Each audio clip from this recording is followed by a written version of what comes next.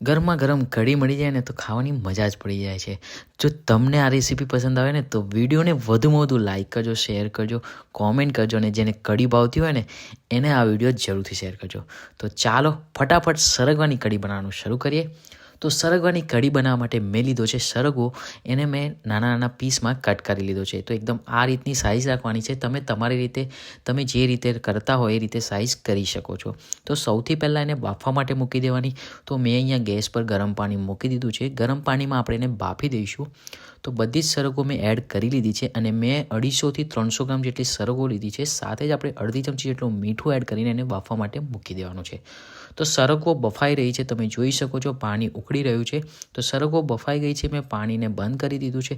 અને હા, હવે આ પાણીને ફેંકવાનું નથી. તો પાણીને આપણે ગાળીને લઈ લેવાનું છે, એનો આપણે ઉપયોગ કરીશું. નોર્મલી લોકો ઉપયોગ નથી કરતા, પણ આ પાણીમાં બી ઘણા બધા ગુણ ભરેલા છે. તો આ પાણીનો આપણે ઉપયોગ કરીશું. હવે આપણે એક બાઉલની અંદર 1 વાટકી જેટલું બેસન એડ કરવાનું છે અને એમાં અડધો ગ્લાસ જેટલું પાણી એડ કરીને એની સ્લરી તૈયાર કરી લેવાની છે. તો એકદમ આ રીતે ચમચીની મદદથી એને હલાવતા રહેવાનું છે અને એક સ્લરી તૈયાર કરી લેવાની છે. અને બેસનની ગાંગડીઓ ના રહી જાય એનું ધ્યાન રાખવાનું છે. તમને લાગે તો પાણી વધારે ઓછું કરી શકો છો. મેં પાછળથી થોડું પાણી એડ કર્યું છે અને કન્સિસ્ટન્સી એકદમ આ રીતની જ રાખવાની છે. તો હવે આપણે એ સ્લરીને જે સરગવાનું પાણી હતું એમાં જ એડ કરવાની છે. સરગવાનું પાણી ફેંકી નથી દેવાનું. જો તમે ફેંકી દેશો તો એનો જે ઉપયોગ નહીં થાય અને એના જે ગુણ છે એ નહીં મળે. તો હવે આપણે એની જ અંદર 1 બાઉલ જેટલું ફરીથી પાણી એડ કરીશું અને સાથે સાથે દહીં એડ કરવાનું છે. તો દહીં મેં 250 ગ્રામ જેટલું દહીં લીધું છે. તમે ચાહો તો છાશ પણ લઈ શકો છો, પણ થોડુંક ખટાશવાળું લેજો, જેનાથી ટેસ્ટ ખૂબ જ સરસ આવશે. થોડી ખટાશવાળી કઢી હશે ને તો ખાવામાં મજા જ પડી જશે. તો એકદમ આ રીતે એને મિક્સ કરી લેવાનું છે સરખી રીતે. તમે જોઈ શકો છો એકદમ આ રીતે એને આપણે ફેટી લેવાનું છે, જેથી તમારી કઢીમાં દહીંના ગાંગડા ના રહી જાય.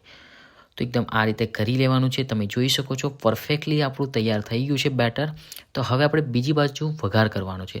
તો એના માટે 3થી 4 ચમચી જેટલું તેલ એડ કરવાનું છે.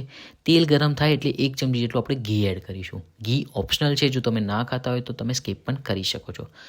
સાથે હવે આપણે 1 ચમચી જેટલું જીરું એડ કરીશું. લસણ એડ કરવાનું છે. લસણને 4થી 5 નંગ લીધા છે. 2 લાલ સૂકા મરચાં લેવાના છે. મેથી ખાસ એડ કરવાની અને ચપટી હિંગ એડ કરીશું. તો હવે આપણે આને 1-2 મિનિટ સુધી શેકવા દેવાનું છે. લસણ લાલ પડે ને ત્યાં સુધી શેકવા દેવાનું છે.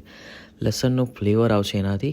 અને હવે આપણે 1 ચમચી જેટલી આદુ મરચાંની પેસ્ટ એડ કરી લેવાની છે અને એને પણ આપણે સરખી રીતે શેકાવા દઈશું. તમારો વઘાર જેટલો પરફેક્ટ હશે ને એટલો ટેસ્ટ ખૂબ જ સરસ આવશે. તમે જોઈ શકો છો કે મસાલો પરફેક્ટલી શેકાઈ ગયો છે અને લસણનો કલર પણ બદલાઈ ગયો છે. તો હવે આપણે જે છાશ તૈયાર કરી હતી, જે કઢીનું બેટર છે, એને હવે આપણે એડ કરી લેવાનું છે.